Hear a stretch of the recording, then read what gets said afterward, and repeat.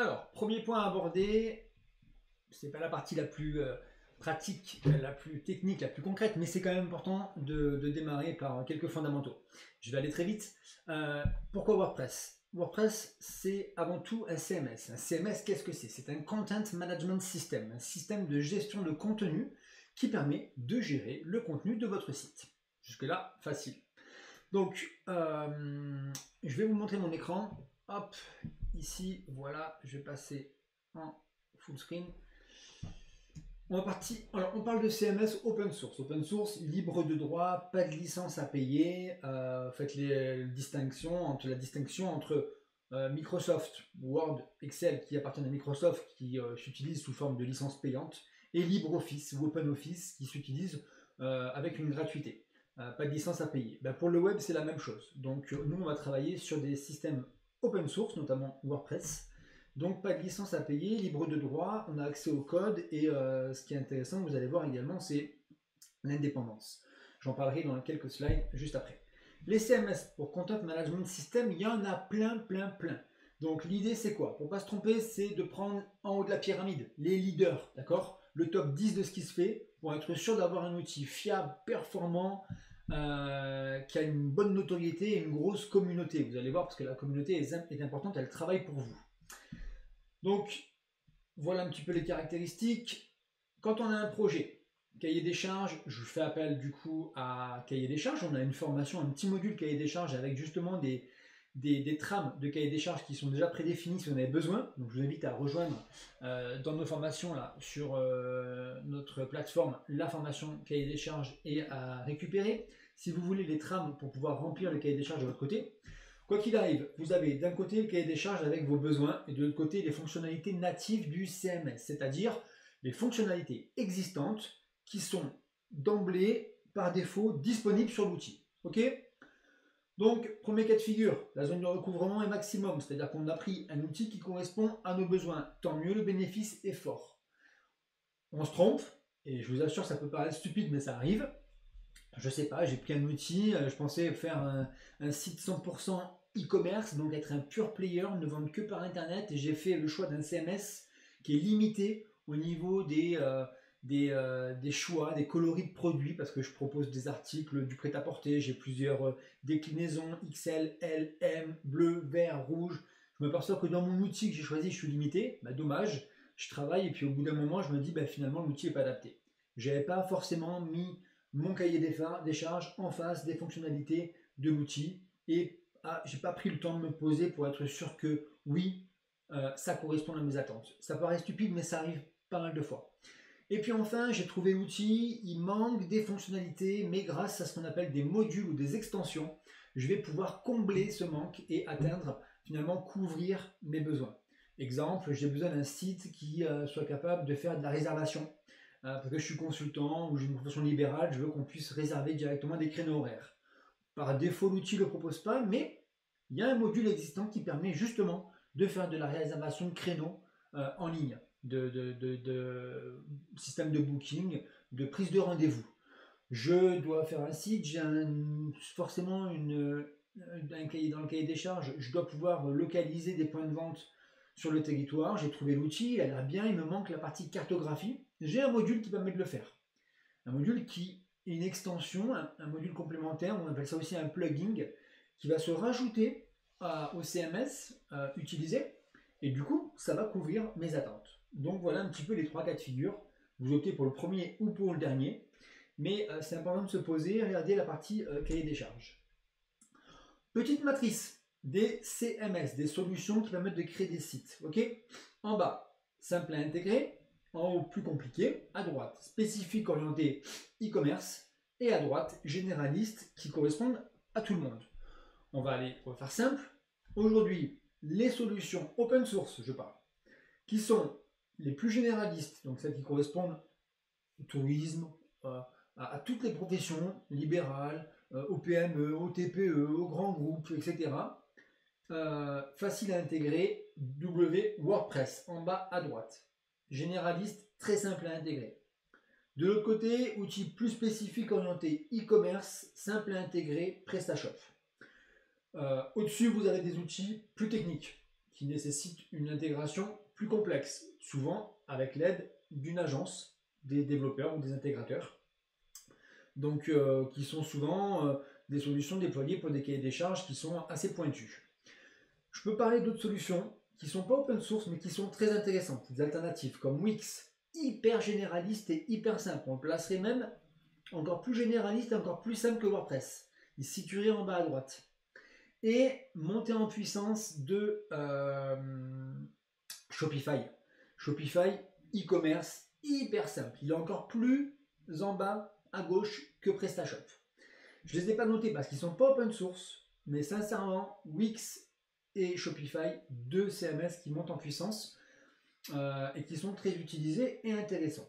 Nous, on se concentre sur la partie open source, voilà pourquoi ils ne sont pas listés, mais ça nécessite de les lister dans les liens que vous retrouverez sur la page un petit peu plus bas.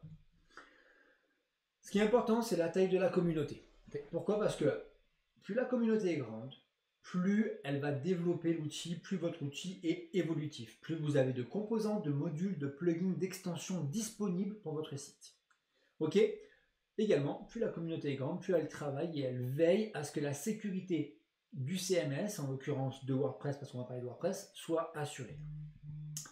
Si on fait un parallèle entre les solutions open source et les solutions propriétaires. Propriétaire, c'est vraiment du développement sur mesure. On fait appel à une agence ou un développeur, il va développer le code dans son coin, il va faire du bon travail sûrement, mais il y a des différences. D'abord le coût. Forcément, c'est beaucoup plus cher de faire du sur mesure que de prendre un outil prêt à l'emploi. D'accord? Donc, plus parce que c'est vraiment un avantage du côté CMS open source ici.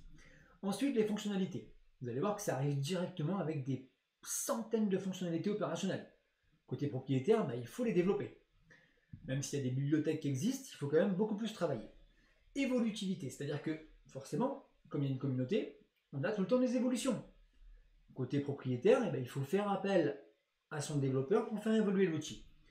Moi, ce qui m'intéresse le plus, c'est la partie indépendance. Pourquoi? Parce que quand on a un outil WordPress ou les autres CMS que j'ai pu lister, si pour une raison ou pour une autre, on veut stopper la relation avec le freelance, l'agence web avec laquelle on travaille, il suffit de se tourner vers une autre personne qui maîtrise le CMS. Elle connaît cet outil, elle connaît WordPress, du coup elle va être capable de reprendre le projet. Quand c'est un projet qui a été fait sur mesure par un développement propriétaire, c'est plus compliqué parce que si vous voulez changer de prestataire, il va falloir que les personnes qui reprennent le projet s'approprient le code, la façon dont ça a été pensé, et du coup c'est parfois beaucoup plus complexe. Et parfois même, selon comment ça a été fait, on peut avoir une suggestion qui finalement se tourne vers la refonte totale du site pour repartir sur un nouveau développement. Ça arrive. Le support technique, j'ai mis finalement c'est plus propriétaire parce qu'il y a un support technique qui est sur mesure. Le support technique chez WordPress, généralement vous allez voir, il est très bien documenté. Néanmoins, ça dépend de la communauté. Ça dépend du développeur. Est-ce que oui ou non il a bien documenté le site? On verra qu'on fera attention à cette partie-là quand on choisit un thème. Le respect des standards. Forcément, sur un CMS WordPress, ça respecte les standards. C'est optimisé pour du SEO. On appelle ça c'est Google friendly, c'est-à-dire que c'est apprécié par Google parce que c'est bien pensé. L'architecture est bien pensée, la structure et les silos sont parfois bien respectés. C'est également complètement responsive, etc. Côté propriétaire, c'est pareil, ils vont faire du très bon travail. Ça va demander plus d'ajustements, mais il y a des librairies qui sont déjà bien configurées pour que ça soit optimisé. Ça demande pour moi un peu plus de travail forcément. La sécurité, point faible, parce que comme c'est ouvert à tous, c'est plus facile pour une personne malveillante d'aller pirater le code. C'est pour ça que c'est important de faire des sauvegardes, des mises à jour quand c'est nécessaire. On ne fait pas de mise à jour si on n'a pas un système de sauvegarde automatique. Et la communauté veille à pouvoir sécuriser l'outil. Néanmoins, on s'expose davantage, contrairement à une solution propriétaire. Et enfin, le coût, voilà, c'est beaucoup plus cher côté propriétaire normalement que côté open source. C'est pas normalement, c'est le cas. Et la propriété, alors le site vous appartient, oui. Maintenant, c'est beaucoup plus simple d'avoir un site qui ressemble au vôtre si vous avez une solution WordPress, parce qu'on va pouvoir essayer de trouver un petit peu le thème, etc., que vous avez utilisé pour s'approcher de votre site. Si vous faites appel à une solution vraiment purement propriétaire, on va vous développer sur du sur-mesure, ça a un coût, mais vous êtes également dans une stratégie de différenciation. Donc voilà, tout dépend des attentes du du client, du porteur de projet. Une chose importante, un CMS open source, c'est pas fait pour être modifié en profondeur. D'accord? C'est fait pour remplacer les éléments, le faire évoluer avec des outils comme des plugins, des modules, des extensions pour rajouter des fonctionnalités, mais n'allez pas repenser complètement le site, la façon dont il a été conçu, sinon il fallait prendre un développement propriétaire. Ce que je veux indiquer par ce graphique, c'est qu'en fait il est plus intéressant de prendre une solution propriétaire si on a les moyens, parce qu'on a un cahier des charges qui est hyper précis, plutôt que de prendre une solution open source et de la faire modifier 100 fois pour au final ne plus être compatible avec les mises à jour. Et oui, parce que si vous modifiez le cœur du système de WordPress ou d'un autre CMS, vous le rendez plus évolutif, il n'est plus compatible avec les nouvelles versions qui vont sortir, les nouvelles mises à jour. Et vous perdez complètement les évolutions possibles et ça devient dangereux pour la sécurité de votre site. Donc attention, c'est pour ça que le cahier des charges qui doit être mis en face des besoins, des capacités fonctionnelles, des fonctionnalités natives du CMS, cette phase-là est importante pour ne pas vous tromper dès le départ et pour choisir le bon outil, la bonne solution. Voilà, vite fait pour la partie un petit peu théorique. Alors, je quitte ça et on va parler de WordPress. Et pourquoi WordPress? Parce que c'est le numéro 1. Voilà, c'est quasiment l'outil le plus utilisé au monde. Et il est fiable, et il est performant, et il présente beaucoup d'avantages, qui ont notamment été listés ici par sa communauté, par ses modules, par la sécurité qu'il peut offrir. Les modules sont souvent très peu chers. On arrive vraiment à composer des sites qui sont très performants, quel que soit le secteur d'activité.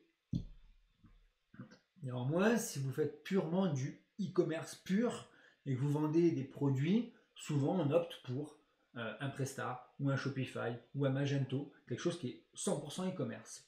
Toutefois, avec WordPress, on peut également, avec le module WooCommerce, développer un site e-commerce qui est intéressant, et on y ajoute cette dimension éditoriale, parce que WordPress, à la base, d'abord, c'est une solution de blog, et c'est fait pour créer du contenu. Donc ils l'ont mixé maintenant avec différents outils qui permettent d'arriver à des sites e-commerce, mais à la base c'est pour ça. Alors pourquoi e-commerce, pourquoi WordPress? Ben voilà, moi je prends cet exemple que j'aime bien, Quetch, parce que d'abord je suis client, mais avant tout je suis également partenaire, enfin dans le sens où on les a formés, on a formé l'équipe en interne sur X, et du coup je suis assez attaché à cette entreprise que j'aime bien, pour sa culture d'entreprise, pour ses produits, que je trouve également authentiques, originaux, éco-responsables, et bon, je suis pas de part chez Quetch, mais je les aime bien. Alors j'ai pris ce site parce que, pourquoi? Parce qu'il est sur WordPress, pour moi il est très bien fait, il fonctionne très bien. Alors je vous laisserai y aller, vous aurez le lien dans la page. Et comment on sait si les sites sont faits avec WordPress? Pour ça il y a une astuce qui est très simple. C'est le module WAP-Analyzer qui s'installe sur Firefox ou sur Chrome. Je vous mets le lien également dans la page. Et WAP-Analyzer, il permet d'analyser, quand vous êtes sur un site, quelles sont les solutions installées sur le site. Donc je clique, et là ça me dit, Quetch, du coup, il est fait avec WordPress, d'accord. Il a un système de Google Analytics. Il utilise, je sais puisqu'on les a formés, du Google Ads Conversion Tracking pour le marketing et le Google Tag Manager pour le remarketing. Ils ont différents systèmes. Ils utilisent Vimeo pour la vidéo. Ils utilisent également Criteo bien sûr pour la ads, la partie remarketing. Trustpilot pour les avis. Enfin, ça me donne quand même beaucoup d'informations intéressantes parce que je ne suis pas connecté à leur site en tant qu'administrateur. Néanmoins, en front, c'est-à-dire le site que je vois moi en front office, en tant qu'internaute, ça me donne des indications sur les technologies qui sont utilisées. Et du coup, vous allez voir quand vous naviguez, si vous découvrez un site que vous aimez bien, installez cette extension qui est gratuite, vous la lancez, ça vous dira quel type de CMS est utilisé.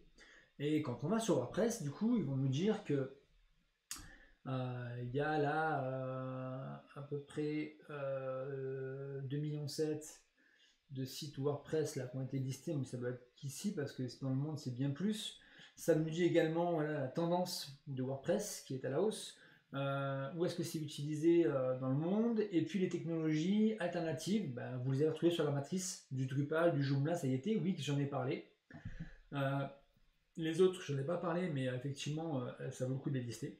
Et donc voilà, on a aussi un petit peu une tendance, et sur tous les modules que vous allez avoir listés ici, vous pouvez aller en détail sur la solution pour voir à quoi elle correspond. D'accord. Donc voilà, ça c'est intéressant. Et, euh, et je pense que ça mérite vraiment le coup d'installer cette application quand vous êtes en recherche de sites. Comme ça, vous pouvez vous faire une idée sur les sites de concurrents ou des sites que vous aimez bien tout simplement pour vous inspirer, savoir avec quel type de CMS ils ont été construits. Ben, ça permet vraiment de vous donner une idée. Euh, voilà. Donc maintenant qu'on sait pourquoi, alors on va s'attarder sur WordPress parce que c'est un des leaders, parce qu'il fonctionne très bien, parce qu'il permet de faire plein de choses, quel que soit finalement votre cahier des charges, il y a de grandes chances que vous y retrouviez. Et donc voilà pourquoi on a pris ce CMS, le Content Management System WordPress, pour cette formation. Et on va apprendre du coup à l'utiliser, à l'installer, à le paramétrer pour obtenir un résultat des plus professionnels. Donc je vous dis à tout de suite, on va voir maintenant comment bien choisir un thème WordPress.